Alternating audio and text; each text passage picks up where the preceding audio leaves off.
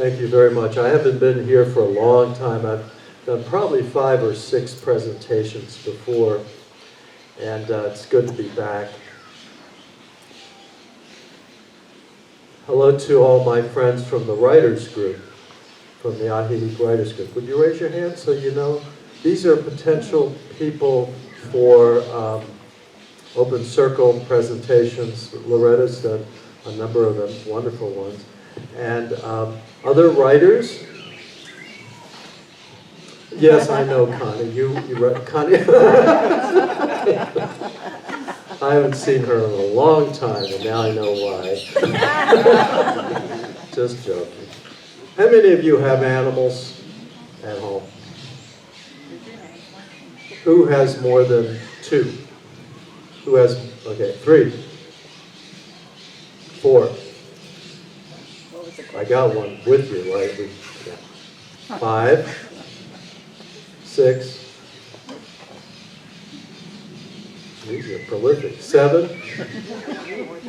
I'm not talking about boyfriends. I'm talking about animals. 7. Okay. 8. 9. 10. So that wasn't in my bio, but we have 7 rescued dogs. We have 2 rescued kitties.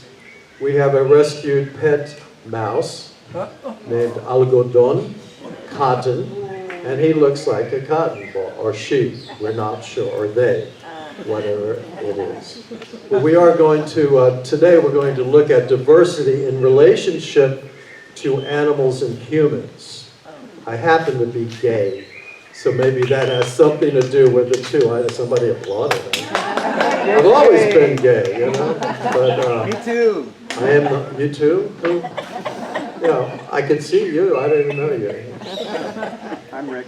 Give me your number. I have a husband. He's interested. Oh, okay. I will stop the routine. Start again. Start again. Okay. This is probably what you didn't come for.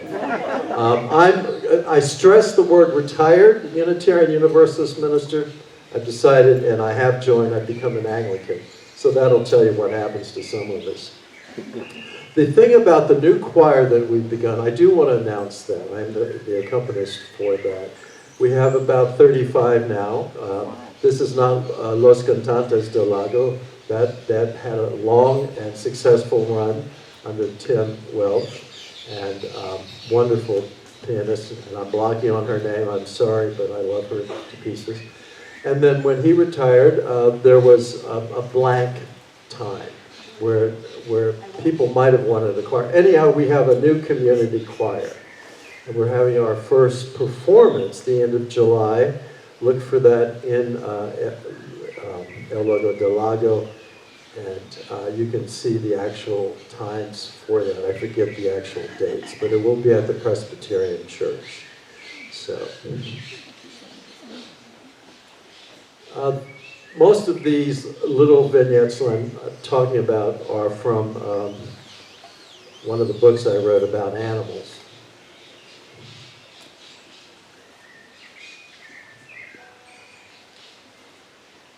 This one's called Cleopatra in Cat Skin. Thousands of years ago, cats were worshipped as gods. Cats have never forgotten this, especially in Baghdad by the Bay, Puerto Vallarta, Mexico. Cat worshipping began in that city around the time Elizabeth Taylor and Richard Burton blew into town 65, 70 years ago, drank up all the booze, and started popping eyeballs internationally. The paparazzi and the smut writers provided incessant updates on their tomfoolery, and many of us just loved it. Yes, there is certainly nothing like a bit of scandal to turn a sleepy fishing village into boom, boom town, thereby providing a perfect place for people who are breathless to have a good time. As part of that booming, trees were planted on a previously barren island in the Zona Romantica, creating a very lush habitat and a home for hundreds of feral cats, a place known as Quali Park. It seems that cats and cat lovers from around the world started arriving at the same time. In other words, as to which came first, is anyone's guess, the cat or the expat. This symbolic cat-expat relationship continues to this day, although I've heard they've tried to clean it up a little bit. Kittens are dropped off, expats discover them, nurture them with food and water, a cuddle, a vaccination, and sometimes an adoption. Near the entrance to the island, there's a life-size statue of John Huston, the director of The Night of the Iguana, a film that brought Burton and the Mistress Burton to Puerto Vallarta. Although Liz never had a part in that mediocre film about debauchery. Why would she have wanted it? She was having her own upscale life of debauchery with her personal Dickie. Houston's statue depicts him sitting in a director's chair, but without holding what he usually held when he directed films, a bottle of whiskey. Burton and Taylor have their own statue outside a little restaurant near the park's entrance. This rather odd bit of cement looks to me more like Annette Funicello and Frankie Avalon dressed in U.S. Civil War garb. So one morning, while my mate Juan and our Lacey, a rescued 75-pound Rhodesian Ridgeback from the redneck section of Florida, with pit bull highlights, were walking near the Houston statue, they heard a weak cry. Looking under a bush near the walkway, they saw what appeared to be a distressed mouse, not more than a handful for a small hand. 20 minutes later, when I was just coming out of the bedroom and heading for the refrigerator, I heard this wee bit of meowing, and looking in a corner of our pathetically minuscule kitchen, I saw the mouse. "What's that?" I asked, still half asleep and wondering if I was at that very moment being filmed for some kind of stream of consciousness movie about hungover retired minister. "What do you think it is?" Juan asked me, his eyebrows raised. Having seen those particular eyebrows raised before, I knew they were representative of eyebrows filled with hope and supplication. In other words, he wanted something. And he wanted it from me. "A rat," I answered, becoming more awake with each passing instant. "Look again," he said. And so I did. Indeed, the thing that was barely breathing was still able to give a squeak now and then.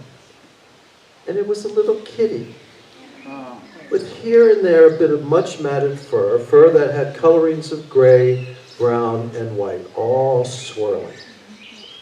"Oh," I merely responded. "Lacey and I found it." "I see." And so the conversation continued with Juan informing me that he only brought her home so that we could get her healthy by feeding her and washing her with the intention of finding her a good home. Lacey reacted in a more non-committal manner, or more committed manner is what I meant. She couldn't get enough of sniffing the new arrival, from ears to butt. In effect, she seemed to be protecting the baby, as if she were its mother. At this moment, I felt that I was not only in a movie that was currently being filmed, but also observing it at the same time. Here they were, a cat and a dog, with the cat about 75 times smaller than the dog, and totally defenseless. And I kept thinking, oh my God. What if Lacey decides that this dirty little rat cat is trying to usurp her place in the family hierarchy? That is to say, the rat cat is trying to take her place as the queen. And so to show who the real boss is, Lacey decides she will dispatch it with one snap of her big jaws.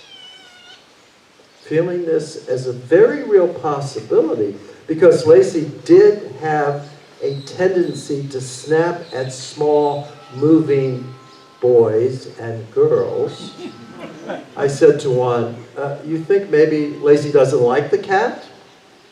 Oh, but she loves it. She's the one who first discovered her. And I thought, like a vulture hovers over one of God's suffering creatures waiting for it to die.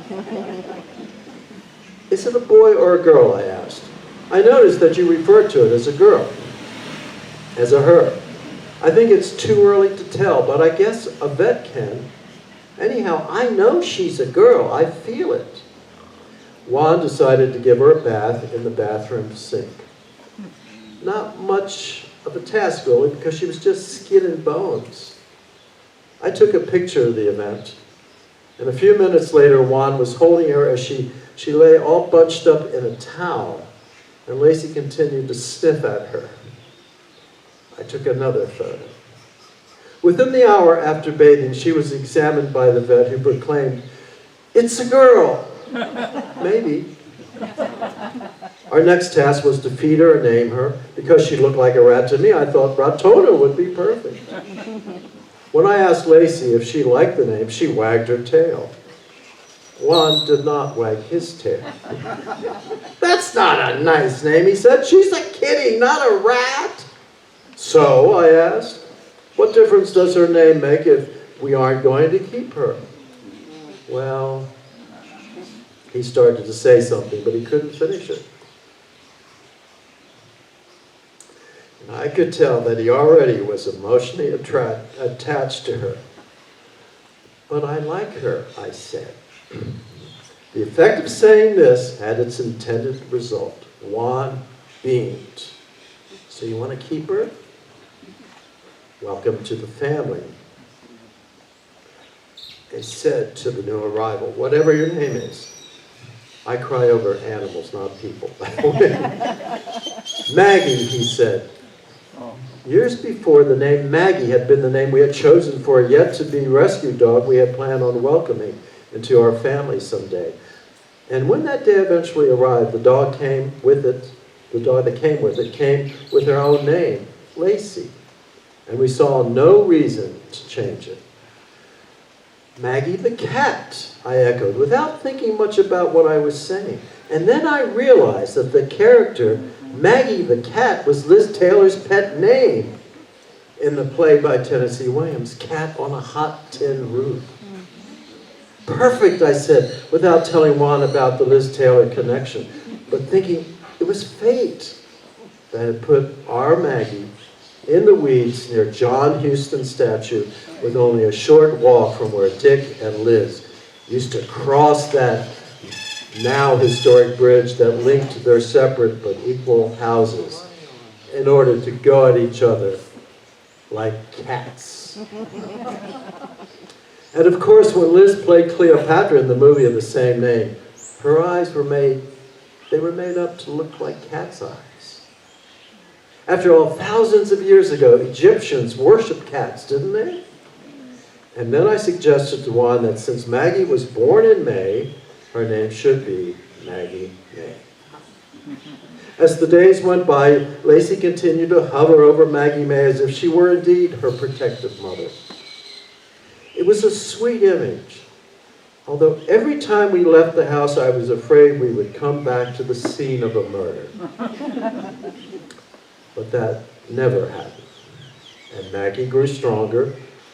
Visits to the vet helped her regain her strength. The hair she had lost because of fleas eating into her skin started to grow back. And with her strength came feistiness, scratching, biting, frolicking, chasing balls and feathers, climbing on everything, pouncing on anything or anyone. In other words, she became a cat. And this meant as well that she would state her demands when it came to food. She quickly picked up the habit of going to the refrigerator whenever I did, and sitting at its open door, staring up at me and meowing until I fed her. Just like Lacey did, minus the meowing. All this by way of saying that new life came into this old guy's existence. Here I had dealt with a heart condition, that had necessitated a pacemaker implant and had produced a score of incessant thoughts about my getting older and dying. My attempt to adjust to retirement and a new culture complete with humidity had caused many anxious moments. But Maggie May's story of surviving against the odds, of stating her demands loudly as she lay in the weeds, hoping that somebody would hear her pleas and adopt her instead of letting her die, was a lesson for me and for everyone to maintain the will to live, to not give up, to fight the odds. Truly, she gave me a further reason to keep active and positive. And she still does, to this day, 11 years later. And she still states her demands every morning at 6:02 a.m. And I am the one to feed her and her sibling, who I will talk about in a minute. And somehow I am sure that Lacey, angel that she now is still watching over her baby.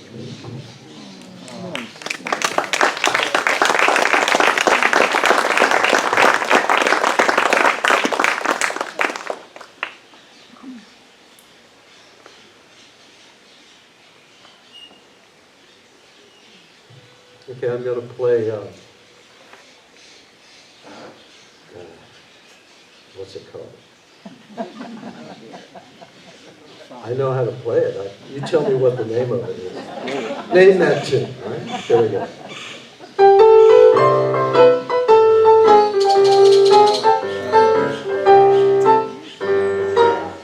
What is it? Alley Cat.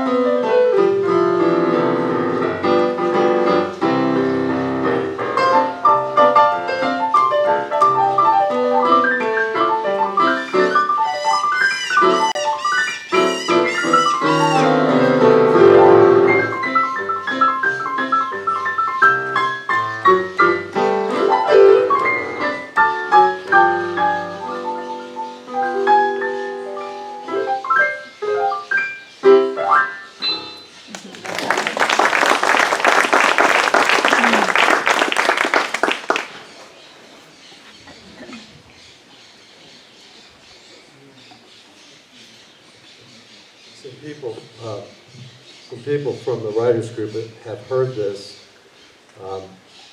before, and they liked it. So if you liked it before, hopefully you'll like it again. You people heard it. It's called New Life Comes to the Geriatrics, and that's part of the diversity too. I'm 11 years older from when I was when Maggie came into our lives. And since then, we have gained quite a number of other animals. So they're all around 10 years of age or older. And I do not look forward to the future. I mean, I do, but to what might happen to them in the future, if not near future. So what happened was, there was this puppy. And that's the story about what happened. New life comes to the geriatrics, whether or not we wanted it. Yes, new life had come to the geriatric set, and it was exhausting. Consider Poppy, our puppy.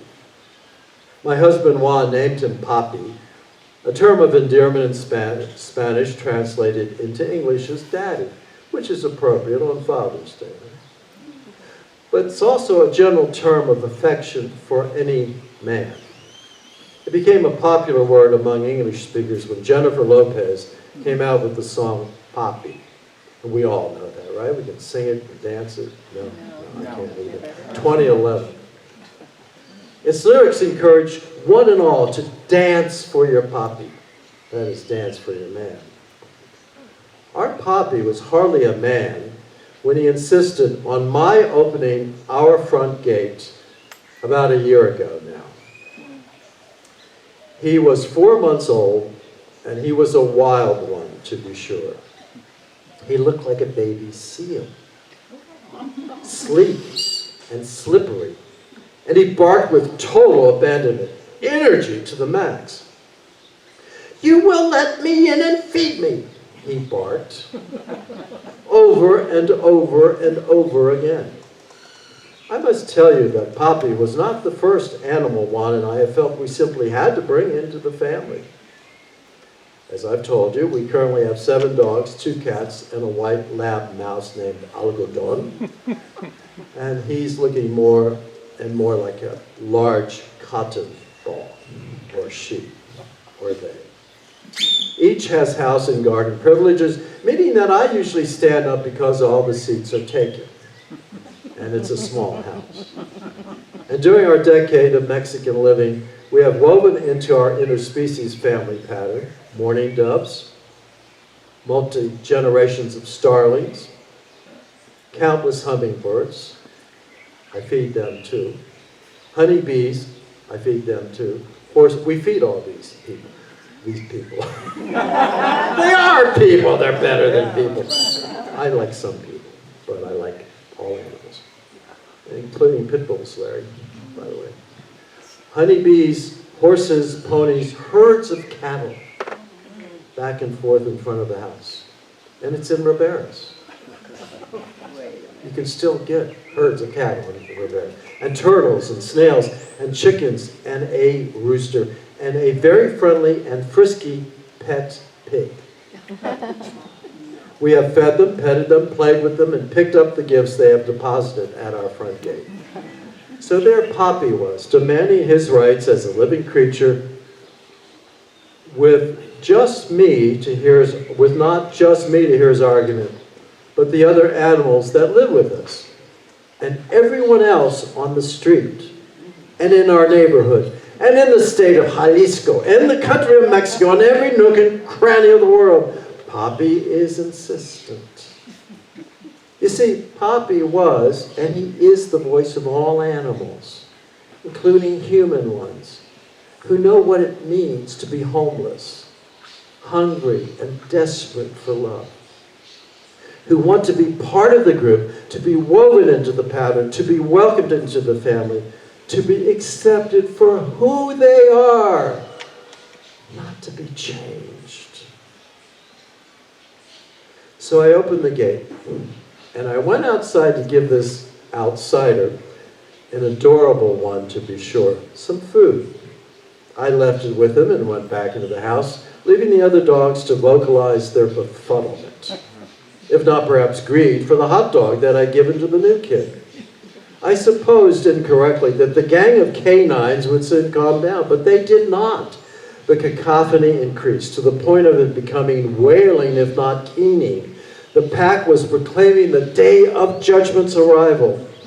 My yelling for them to stop from inside the house did not work. The gang was in full rebellion mode. So outside the gate I went again to convince the new kid to continue on his life's path. You know, keep going. Somebody's there for you. Somebody, some other person without 6 dogs, all right. But to no avail. Before I could close the gate and go back into the house, the baby seal had snuck into our yard and had joined the menagerie. So of course we took him in. Much to the excitement of the other dogs and cats. Lots of sniffing, growling, and general chaos ensued. A new kid in the neighborhood had arrived, illustrating his Cirque du Soleil skills of speed and agility, jumping and dancing on his legs, demanding that the others, including us humans, keep up with him. Oh, it was so exhausting, and it still is. Throw me the ball, he proclaimed. Do it again. Come on, play with me. I don't care if it's 10 a.m. or midnight. But can you explain to me why the cats don't like me? Unlike the other dogs, Poppy managed to squeeze between the iron bars of the front gate and disappear, over and over again, Juan added wire mesh to prevent this from happening. "I don't like it," Poppy said. You have to understand that Poppy was a pain at times, a big pain, especially so when the other dogs and cats and we humans were having our senior citizen siestas. Yes, new life had come to the geriatric set, and it was exhausting, but it was also invigorating. And as the months went by, Poppy started to blend in. Although his particular breed, he is a Dachshund, half Dachshund, half Labrador, has a very energetic and commanding persona. His growing out of puppyhood has somehow caused him to be a bit less frisky, but not much. Great energy. At any rate, Poppy is now one of the family. Not that it has been easy for this to happen. He and the others have had to learn what it means to welcome an outsider, even if each of them was once an outsider. Creating a beloved family, moment by moment, a process replete with adjustments, growth of understanding, expanded feelings, moments of amazement, connection, and joy, just like trying to adjust to lakeside for human beings, or anywhere, really. Although our pit bull Chow Chow mix Osito will on occasion remind Poppy that he should not mess with a pit bull Chow Chow mix when he is guarding his bone. And our Belgian shepherd Paloma is not at all happy that Poppy has usurped her ball and all other balls and whatever else can be thrown and fetched, and refuses to share any of them. But our white Labrador, Yogi, despite his unquenchable appetite and his need to be alpha male in the house, shows a kind of paternal kindness and patience with the pup. While our Australian shepherd, Muffy, who also acts the queen in our dominion, barely seems to tolerate the little guy's intrusion into her realm.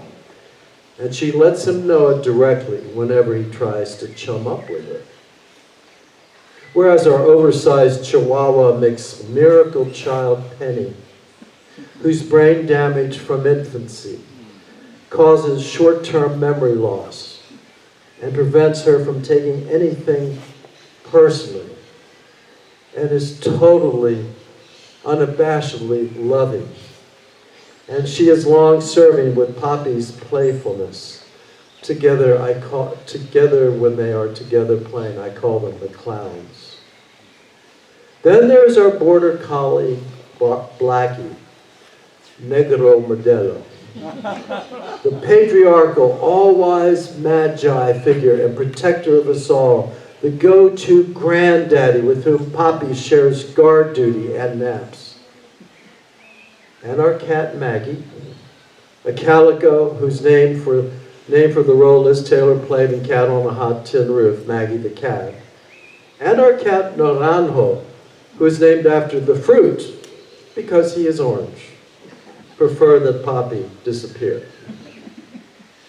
Finally, there is our white lab mouse, Algodón, who is named after cotton and resembles that ball of stuff. She, he, they, and Poppy apparently are not aware of each other's existence, and I hope that stays that way. While Juan and I, we have more tails to wag, more dishes to fill, more action in our house, generally. Indeed, new life has come to the geriatrics, and despite less time to contemplate how I ever got to be geriatric in the first place, Juan is only middle-aged. I find myself not having the time to even ask the question. And I think that is a very good thing. One, that those of you who find you have too much time in retirement, or worry maybe too much about death, might take under consideration. In other words, adopt a Poppy, save the world, or at least save a life. Actually save a couple lives, your own and the life of your own special Poppy. the newest member of your family, the one who is out there somewhere on the streets of Lakeside seeking your love and care.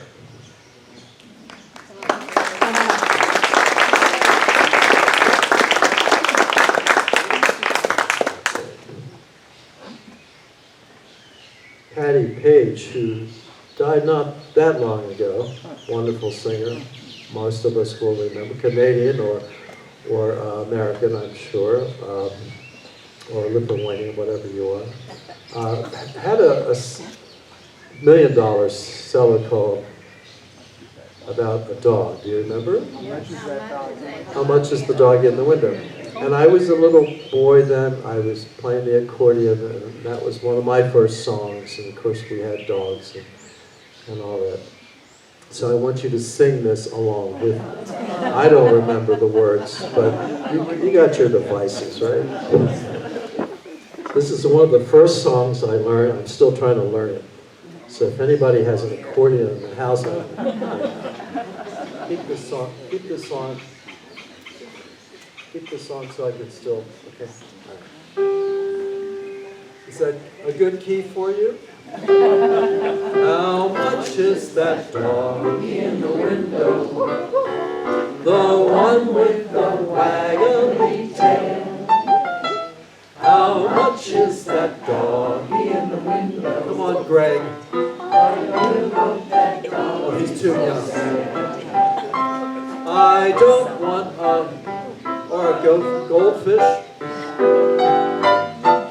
I don't know.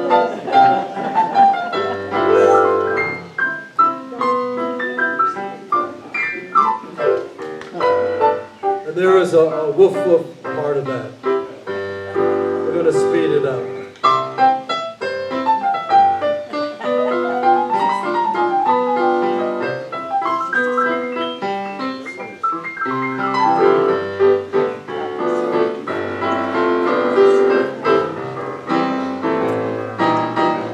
It's more like Poppy's music.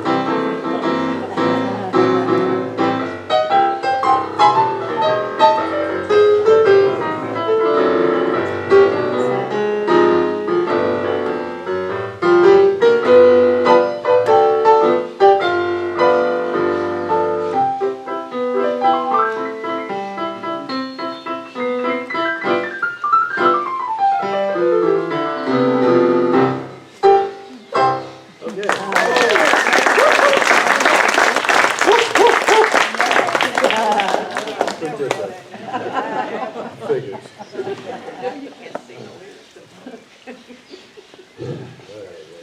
What are we doing next? Okay. This one, this particular piece did appear in the Yoho, but as I've learned, not anybody reads the Yoho Delago very much. Is this on? Yeah. I guess I'm getting used to my loud voice. The Yoho is been going now for 35 years, I think, the Yoho Delago. It's a wonderful, wonderful thing. And if you are a writer, you want to submit something to them, good luck. Some of you get them in, some of you don't. It took me about 1.5 years to get anything in. But it does happen. Let me see. I want to do this one. This is for all of us who, this includes me, who might have had learning disabilities as a child. I was a child who took a long time to learn how to speak, abused child, all of that stuff. Many of us are. But I also have some ADHD, all of that stuff. Didn't know I was also intelligent, but I was in special education early on in 1950. And for 6 years, I was dubbed as not smart or something, I don't know. But I do honor all of those who've struggled through that and all their wonderful supporters and teachers. Any of you are teachers of special ed kids or parents, so thank you. Thank you. So I had speech therapy. I was taken out of the class all the time. I went on to get a master's in English and graduated at the top of the class in college, and gave the graduation speech in high school because I had some good teachers. Thank you. So I honor them. And this is about, well, you'll see. This is a shorter piece. This is called A Dog Named Socrates. I'll probably end with this. What is our time right now? Okay. A dog named Socrates. Once upon a time, a dog of independent mind strolled this planet, refusing to think, feel, or act a certain way simply because other dogs were doing so. His way of relating to the world began during birth, when his 8 siblings fought for top exiting position. Instead of joining in that dog fight, our puppy Socrates merely observed the conflict. When there were no others left to go down the matriarchal chute into the light of day, he easily slid on through. Much to the amazement of his mother, who thought she had finished. She noted that, unlike her other new pups, this one was injury-free. He did not fight for position onto one of her teats, and had wide-open eyes that moved around the room, but were mostly focused on her. "I'll wait my turn, Martha," he told her in well-enunciated English. His mother did not understand a word of what he said, because she was, in fact, a dog. Nor did she know that her name was Martha. What she did know was that this pup was not like his brothers and sisters or like any of the other pups in all the many litters she had produced before this one. Indeed, every time she urged him to fight for his right to suckle one of her teats, she heard him make the same odd sound, or one similar to it. But eventually the other pups had their fill of Mom's life-sustaining milkshake and drifted off to sleep. That is when Socrates strutted over to Martha and, observing which teat of hers might need his assistance, looked up at her and said, "May I?" She merely smiled at yet another odd sound coming from this kid of hers, and then felt his lips upon her. Gentle lips, not like the lips of any of those other kids.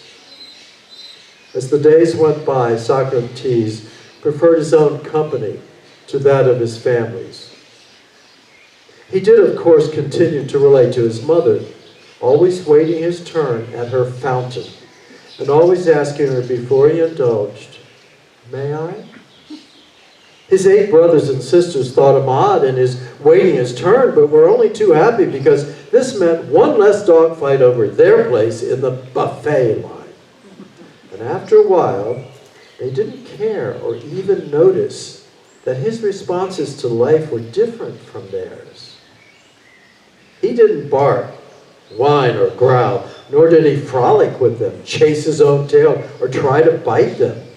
He was no fun at all, they thought. Martha was busy enough without adding the role of therapist to her duties. But one day she commented on Socrates' behavior to George, the father of her children, George and Martha. He merely suggested to her that she wait and see what would happen. Well, that day did arrive soon enough. It even had a name, as observed on the front lawn sign. "Free puppies here today!" And it was all over very soon, when his brothers and sisters were chosen to begin their lives with their new families. Not that Socrates cared if he ever saw any of them again. As long as he had Martha around to keep him from starving, he would be fine. Although later that afternoon, when he attempted to nap for the first time in his life without his brothers and sisters around, Socrates felt uncomfortable. It was too quiet. Not a whimper, not a grunt, so he couldn't sleep. After a couple hours of restlessness, he began to wonder how things were going for his siblings. They all were so excited when picked up by humans who seemed equally excited to welcome them into a new home. But Socrates didn't really care that he wasn't chosen, did he? He certainly did not play the cute and adorable puppy game the way the others did in order to be picked. Instead, he just watched while this foolishness went on. He did not whimper in supplication to be noticed. He did not lick any human's hand as a token of adoration.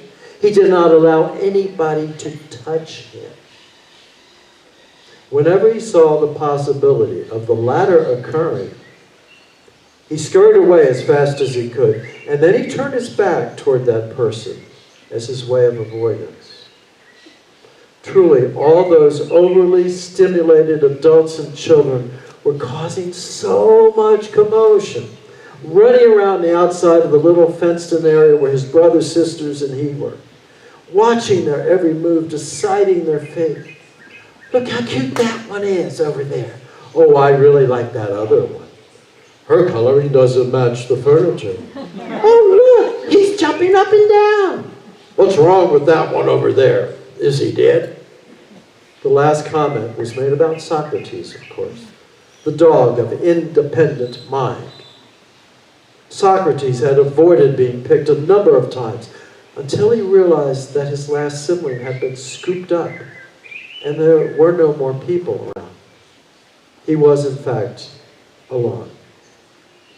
But then, wasn't that what he had wanted all along? Still, that did not explain how sad and uneasy he was feeling now. And he wondered how Martha and George were feeling about losing their family. Well, except for losing him. But then neither one of his parents ever seemed to care about him. Indeed, he knew that he was not somebody who was easy to care about. He was contemplating all this and was beginning to wonder what his life would be like now and into the future, to the point of his getting a bit sad, when he heard a tiny cough. And when he looked up from his revelry to see who had made that sound, he saw a little boy, who perhaps was 6 years old, standing behind the small fence that separated him from the puppy. The boy's eyes were cast down.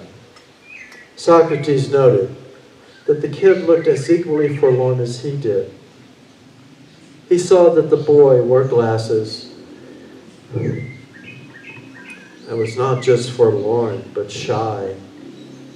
Socrates saw that there was a woman and a man who stood a little bit behind the child, who he presumed were the kid's parents. They watched him to see how he would react to the puppy. Socrates looked at the boy with wonder and curiosity, two feelings he had never experienced. And not understanding why, he felt compelled to move toward the boy. And when he did, he caught the boy looking at him. And suddenly, the boy smiled. And the puppy felt another new feeling: connection. Then he saw the kid turn around to his parents and say to them excitedly, "Mommy, Daddy, can we bring him home? He told me he wants to come home with us." His parents were smiling now too. And when his mother asked him what he was going to call the pup, the boy answered, "He already has a name." "Oh," wondered the father. "How do you know that?" asked the mother. "He told me, of course. His name is Socrates." And that's how animals can help children. So I have 3 granddaughters, and they don't have animals. So if you would like to, thank you. So if you would like to send them any animals, or tell their mother and their father, no. But animals, for all of us, the connection is real.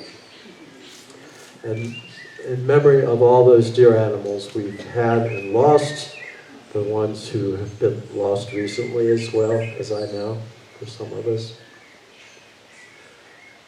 Let me just conclude with this little piece about, back to Lacey again. Lacey lived to be 11 years old, and she was a delightful Rhodesian Ridgeback, about 85–90%. She died here. She came from Florida. We found her. I looked, and Juan and I looked at Sarasota, Florida, at the SPCA or whatever group that was, and online. I looked for so many dogs, hundreds of them. When I saw Lacey, it was like that little boy. So Lacey, in memory of Lacey and all our dear little ones, let me find this little thing about Lacey.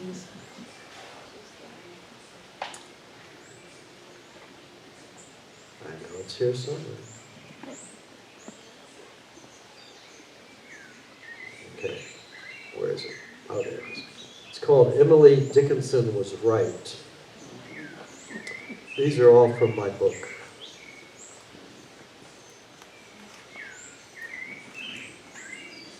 I'm not selling anything, I'm just telling you. We're not allowed to sell. Okay, this is just the end part of this. Lacey disappeared in Puerto Vallarta. Juan and I had a little apartment there, and there was this huge thunderstorm. And we left the little glass enclosure open so that she could get some air on the balcony. Well, anyhow, when we came back, she wasn't there. I reacted in terrified mode, and Juan was sure that she would return. And she did return 24 hours later. So I just want to end this talk with the last part of this story. Emily Dickinson was right. Dogs are better than people because they know, but they do not tell. That's what Emily Dickinson said. Dogs know, but they do not tell. 24 hours later, Lacey returned, limping slightly and missing 3 teeth, but otherwise jubilant to see us. And of course, the feeling was mutual. Juan is convinced that she found safety on the banks of the Quali River, that the river nurtured her with water, grass, shade, and places to hide from people and other animals that might have done her harm. And I want to believe this too. If only she could talk. But then, of course, she can talk. Not just with those red eyes of hers, her wagging tail, and the prancing that she does when I hold up a ball to her and ask if she wants me to throw it, but also when she doesn't like something, or is impatient and plops herself down hard, making a humph sound.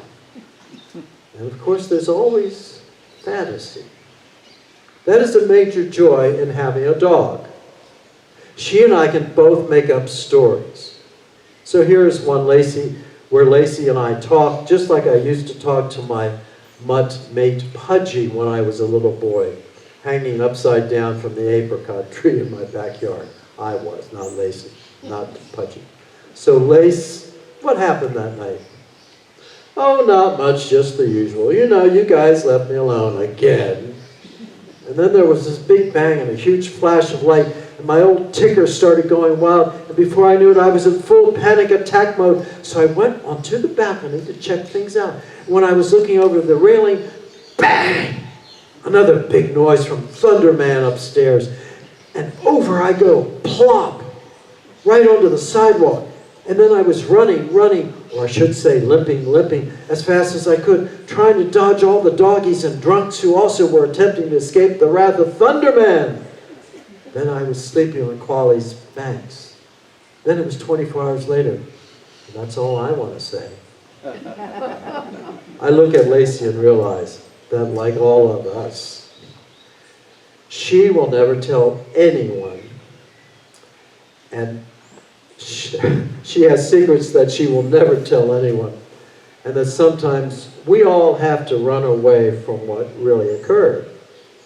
Well, whatever happened to Lacey, she's back home now. I'm